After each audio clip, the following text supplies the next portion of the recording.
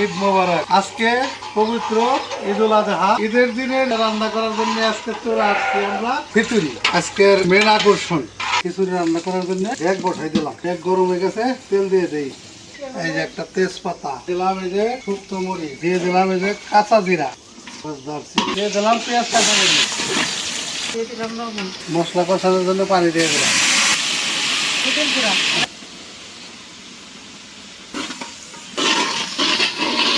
আদা রসুন বাটা দিয়ে দিলাম। দুই হাতে দিতেছি, এক হাতে মুগ ডাল আর মশলা ভেজে চাউলটা ভোনা করে দিলাম, পানি